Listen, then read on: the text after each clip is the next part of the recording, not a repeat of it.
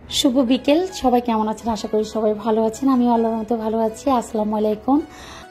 রমজান প্রায় শেষ আর একটা কি দুইটা আছে, তো ঈদ মোবারক, সবাইকে অগ্রিম ঈদ মোবারক জানাচ্ছি। আমাদের মুসলিমদের জন্য 12 মাসের মাঝে একটা মাস, সেটা হচ্ছে রমজান মাস, সিয়াম সাধনার মাস। এই মাসটা কেন জানি আমার মনে হয় খুব দ্রুত আমাদের কাছ থেকে চলে যায়। মানে প্রথম যেদিন রমজান মাসের প্রথম দিন যখন আমরা রোজা রাখি, তখন আমরা ভাবি যে এত গরমের মাঝে কিভাবে রোজা রাখবো, কিভাবে সবাই আমরা সিয়াম সাধনা করব কিনা, আসলে কেন জানি কিভাবে কেটে যায়। শুকরিয়া আল্লাহর দরবারে, এত অতিষ্ঠ গরমের মাঝেও আমরা রোজা রাখতে পেরেছি, সবাই ভালো আছি বা সিয়াম সাধনা করতে পেরেছি। আর রমজান মাস আসলে ঈদের একটা বা আমেজ, যে সবাই ঈদ আসবে, রমজান শেষ তো ঈদ। তো ঈদের আগ মুহূর্তে হয় কি, সবার আগে সেমাইয়ের কথা মনে পড়ে। মিষ্টি জাতীয় খাবার, এটা হচ্ছে কি একদম আমাদের বাঙালিদের একটা ঐতিহ্য। তো এখানে যে সেমাই পিঠাটা দেখাচ্ছি, এটা হচ্ছে হাতে বানানো সেমাই পিঠা, যেটা হচ্ছে হাতে ঘুরিয়ে বানাতে হয়। তো এটা হচ্ছে কি এখন এমন হচ্ছে যে আস্তে আস্তে মানে এই প্রচলনটাও চলে যাচ্ছে। যেমন এক সময় আমরা যখন ছোট ছিলাম, আমরা যখন গ্রামে থাকতাম, মানে ঈদ যখন আসতো, রমজানের 15 দিনের পর হতেই এই পিঠাটা বানানোর জন্য একটা ধুম পড়ে যেত। প্রতিটা মানে বাড়িতে প্রত্যেক বাড়িতে এই সেমাই, এটাকে আমরা সেমাই এটা হচ্ছে কি একদম হাতে গুঁড়িয়ে বানিয়ে তারপরে রোদ্রে দিয়ে দেন ঈদের দিন বানাতে হয়। তো আজকে হচ্ছে আমাদের বাসায় যে রাতের রান্নার জন্য যে আয়োজন, সেই রান্নার আয়োজনের জন্য কবুতর রান্না করবে। সেজন্য কবুতর জবাই করার পর কবুতরগুলোকে ভালো করে বেছে নেওয়া হচ্ছে। আর কবুতর, হাঁস, মোরগ, আমাদের গ্রামের বাড়িতে হয় কি নিজেদের কবুতর, হাঁস এগুলো যদি জবাই করা হয় পরিষ্কার করতে হয়, দেন কোনো অপশন নাই যে ড্রেসিং করার। যেমন আমরা ঢাকা যে কোনো কবুতর, মোরগ বা কিছু কেনাকাটা করলে আমরা ড্রেসিং করতে পারি, এটা এখানে হয় না। সেটা গ্রামের বাড়িতে আসলে মানে পসিবল না। তো এখানে হচ্ছে কি আমি কিছু আম কেটে রেখেছিলাম আচার করার জন্য, আর হচ্ছে ডাল বাটা হচ্ছে ইফতারের আইটেম, যে পেঁয়াজু তৈরি করার জন্য। আর এখানে হচ্ছে কি আজকে আমি একটু হালিম তৈরি করব। বাসার সবাই আসলে আমরা ঢাকা ম্যাক্সিমাম হালিম কিনে খাই বা নিজেরা তৈরি করি। আর গ্রামের বাড়িতে হয় কি হালিমের দোকান থাকে না বা কোনো বাবুর্চি থাকে না, কোনো দোকানে হালিম বিক্রি করে না। সেজন্য আমি যতবার রমজান মাসে বাসায় আসি ততবারই আমার হালিমটা আমার হাতে আমি বাসায় তৈরি করার জন্য চেষ্টা করি। তো সেজন্য আমি হালিম প্যাকেটগুলো ঢাকা থেকে নিয়ে আসি আসার সময়। আর এগুলো হচ্ছে আমাদের দেশে বলে ঘাগরা মাছ, মাথা ফুলা মাছ বা ট্যাংরা মাছ, এই ধরনের মাছ আম্মা ভিজিয়ে রাখছে। এটাকে দুপুর না আছরের পর রান্না করবে, দেন রাতের খাবারের জন্য।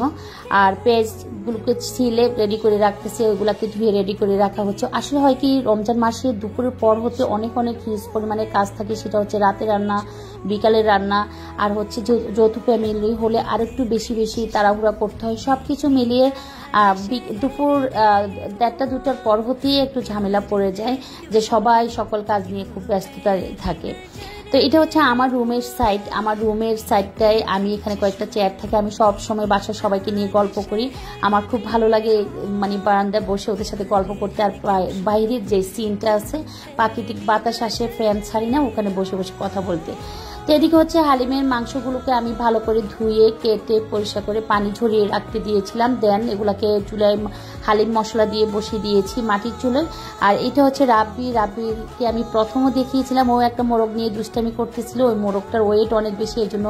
আর এই মোরগটা সবসময় আমাদের হাতের কাছে থাকে।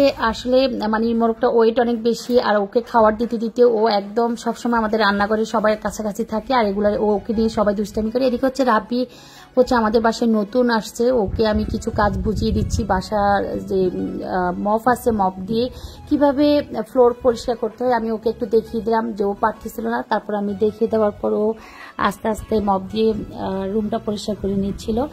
আসলে যে কোনো হেল্পিং হ্যান্ড বাসায় আসলে যখন আমরা একটু গুছিয়ে দিতে পারি, তখন আসলে ওদের আর প্রবলেম হয় না।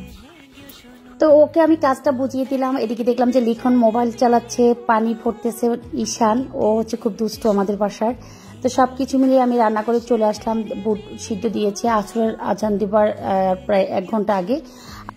আর মাটির চুলোর রান্না সবসময় খুব দ্রুত হয়, আমার কেন জানি মনে হয়। আর আমাদের বাসার চুলাগুলো অনেক বেশি বড়, আর রান্নাও বেশি হয় আমাদের। তো সেই জন্য এখানে হচ্ছে কি হালিমটা তো আমি প্রায় রেডি হয়ে আসতেছে। আমি হালিমটাকে একদম বাগার দিয়ে নামিয়ে ফেলেছি ধনিয়া পাতার সকল উপকরণ দিয়ে। এদিকে হচ্ছে বুট সিদ্ধ হওয়ার পর বুটগুলোকে আমি রান্নার জন্য বসিয়ে দিয়েছি। আর বুটের মানে যেই আলু দেওয়া হয় ডালের সাথে, আমরা আলুগুলোকে এইভাবে চাক চাক ছোট ছোট করে কাটি। আর এটা হচ্ছে মানে কি বলে, মানে প্রচণ্ড গরম আর প্রচণ্ড আগুন, মনে হয় চুলার কাছে সিদ্ধ হয়ে যাচ্ছে এমন একটা পরিস্থিতি। যাক শুকরিয়া, আর রমজান নেই, একদম শেষ অবস্থার দুইটা কি একটা আছে। তো সব কিছুর জন্য শুকরিয়া আদায় করতেছি আল্লাহর দরবারে। আর এখানে হচ্ছে আমাদের এখানে 3 কেজি বুট মানে প্রতিদিন ভাজি করা লাগে, যেহেতু আমাদের 2টা ক্লাব আর হচ্ছে মাদ্রাসা, এতিমখানায়, বাড়ির উপরে যারা আছেন তাদেরকে সব কিছু মিলিয়ে বাসায় আমরা 20-25 জন আছি, মানে এভরিথিং মিলিয়ে কিন্তু আমাদের বাসায় অনেক বেশি বেশি রান্না হয়। যেমন এখানে ডেলি 2.5 কেজি ডাল ভিজানো হয়। আর রান্না করতে করতে, ভাজি করতে করতে বা পেঁয়াজু বানাতে বানাতে আমাদের এমন একটা আইডিয়া হয়ে গেছে, আমরা বলতে পারি যে আমাদের আজকে যেমন গ্রামে তো হাটবার বলে, যে সপ্তাহে 2 দিন হাট থাকে। হাটবারে আমাদের একটু বেশি লাগে, যেহেতু হাটে লোকজন বেশি উঠে, তখন ইফতারি আইটেমটাও আমাদেরকে একটু বেশি করে দিতে হয়। তো সব কিছু মিলিয়ে হয় কি, প্রতি রমজান মাসে প্রতিটা দিন, প্রতি রমজানের একটা মাস আমাদের এ ধরনেরই ইফতার প্রতিদিনই তৈরি হয়, শুধু আজ না, প্রত্যেকটা দিন। আমরা শুকরিয়া আল্লাহর দরবারে এভাবে আমাদেরকে এতিমখানা, মাদ্রাসা, মসজিদ আর হচ্ছে ক্লাব, বাসার ভিতরে যারা ইফতার করে, বাড়িতে যারা আছেন সবাইকে দিয়ে এরা সব কিছু মিলিয়ে মানে অনেক কিছু ইফতার রেডি করতে হয়। আর আমাদের বাড়িতে তো একদম প্রথম থেকে বলি যৌথ ফ্যামিলি, সেই জন্য আমাদের হিউজ পরিমাণে রান্না হয়। যদি রোজা ছাড়াও তো আমার মানে ডেলি রান্না হয়। আর যারা আমার ব্লগস প্রতিদিন দেখেন তারা তো দেখেন যে আমার ঢাকার বাসারও সেম অবস্থা, তো সেম টু আমার গ্রামের বাড়িতে একই অবস্থায় 12 মাস, আবার হচ্ছে ঢাকার বাসায়। তো সব কিছু মিলিয়ে শুকরিয়া আদায় করব যে মেহমান আল্লাহর নিয়ামত। তো শুকরিয়া আল্লাহর দরবারে, মেহমান আসবে যাবে, এটি সবচেয়ে বড় কথা। মেহমান সবার বাসায় যায় না, আবার সবার বাসায় আসে না, এটা আমার শাশুড়ি মাঝে মাঝে বলেন, কেন বলেন আমি জানি না। তো সব কিছু মিলিয়ে এখানে হচ্ছে কি মসুরের ডালের বড়াগুলো আমি ফ্রাই করব, এগুলো মেখে রাখতেছি। যেহেতু বুট সিদ্ধ হয়ে আসতেছে, এদিকে আমি ডাল, বাজারে যে ইফতারগুলো পাঠাবো ওই ডালটা আমি রেডি করলাম। বাসায় যারা থানকুনি পাতার পেঁয়াজু খাবে তাদের জন্য আমি থানকুনি পাতার পেঁয়াজুগুলোর জন্য ডোটা তৈরি করলাম। আর হচ্ছে হাতটাকে প্রেস করে ধুয়ে একটু গুছিয়ে রাখতেছি ফ্রেশভাবে, যেহেতু এগুলো আলি করে রাখতেছি। ইফতার আগ মুহূর্ত আসরের পর ইফতার আমাদের কিছু বাজারে নিয়ে যেতে হয়, সেজন্য একদম ইফতারের আধা ঘন্টা আগে আমাদের ইফতারগুলো রেডি করে রেখে তাই এগুলো বাজারের জন্য রেডি করি। আর এই তো এখানে আমার বুট ভাজিটা রেডি। এখানে হচ্ছে কি গ্রামের বাড়িতে ধনিয়া পাতা পাওয়া যায় না, সেই জন্য আমি একটু জিরা গুঁড়ি ইউজ করেছি, বোম্বাই মরিচ কুচি করে দিয়েছি। আর ঢাকা থাকলে যখন ধনিয়া পাতা থাকে তখন একদম আমি জিরা গুঁড়ি ইউজ করি না, এটা আমার অভ্যাসে নাই। তো এদিকে হচ্ছে কি আব্বা আম্মা এরা আবার জিরা গুঁড়ি খুব পছন্দ করে, এগুলো দেওয়া পছন্দ, এই জন্য আমার দেওয়া। আমি একদম গরমে হাঁপিয়ে উঠে, আমার কিভাবে পারি জানি না, এত আগুন। তো আমি একটু ঘাটলার কাছে এসে দেখলাম যে একটু দাঁড়ায় থাকি, প্রাকৃতিক বাতাস, দেখলাম অনেকগুলো কাঁঠাল ধরছে, একদম সূর্য অস্ত যাবে, আধা ঘন্টা হয়তো বা আছে। এখানে যে সিনটা আমি দেখাচ্ছি এটা হচ্ছে কি আমার একদম রুমের সাইডে একটা আম গাছ আছে, আম গাছে একটা মৌমাছির বাসা আছে, তারপরে হচ্ছে প্রচুর পরিমাণে আম ধরছে। আর হচ্ছে নিচে পানিতে হাঁস সাঁতার কাটতেছে। এগুলো তো একদম গ্রামের প্রাকৃতিক একটা দৃশ্য। এগুলা যারা গ্রামে আসে না, শহরে থাকে, শহরে থাকতে থাকতে একদম বোর হয়ে যায়, তাদের জন্য আনকমন কিছু, আমাদের জন্য একদম কমন। যেহেতু আমরা ছোটবেলা থেকে গ্রামে বড় হয়েছি, গ্রামের সব কিছু ন্যাচারাল কিছু দেখে আমরা অভ্যস্ত। তো অনেকের কাছে এই সিনটা অনেক অনেক বেশি বেশি ভালো লাগবে, এই জন্য আমি একটু ক্যামেরা ধারণ করলাম যে আম গাছে মৌমাছি, পাশাপাশি হচ্ছে পুকুরে হাঁস সাঁতার কাটতেছে, সবকিছু মিলিয়ে অসাধারণ।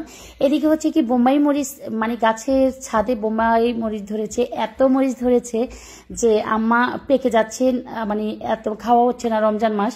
তো এগুলাকে 2 ভাগ 3 ভাগ করে এগুলাকে একটা কুলাতে করে রোদে দিয়েছে আচার করার জন্য।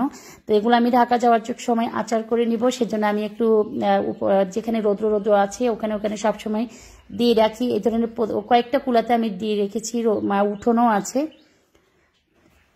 তো কথা বলতে বলতে হয়েছে কি এখানে আমাদের বুটটা হয়ে গিয়েছিল, তো আমি নামিয়ে ফেলেছি। নামিয়ে এখানে একটু পেঁয়াজ কুচি দিয়েছি। আমাকে অনেকে বলেন যে আপু পেঁয়াজ কুচি দিবেন না, এটা আসলে দেওয়া উচিত না। আসলে হয় কি যারা পছন্দ করে তাদের জন্য দিতে হয়, যেমন আমার শাশুড়ি, আমার শ্বশুর বা যারা বাসায় থাকেন তারা এইভাবে পেঁয়াজ মানে কাঁচা পেঁয়াজটা এভাবে একটু উপরে দেন।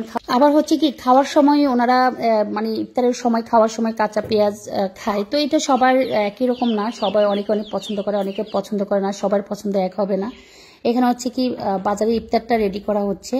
তো এখানে ইফতারটা সব গুছিয়ে ফেলেছে। এখানে একটা তরমুজ বাজারে নিয়ে যাবে, কি বলে এটাকে, রঙের পটের এক পট মুড়ি নিয়ে নিয়েছে, পেঁয়াজু নিয়ে নিয়েছে, ওই যে অরেঞ্জ কালারের যে পটটা এটাতে বুট নিয়ে নিয়েছে, পেঁয়াজু, বুট, মুড়ি আর হচ্ছে তরমুজ, এগুলো আমাদের গাড়িতে করে এখন নিয়ে যাবে। সবাই বাজারে যাওয়ার জন্য রেডি। আমি একটু পিছন থেকে ক্যামেরা ধারণ করলাম যে আব্বা চলে যাচ্ছে গাড়িতে।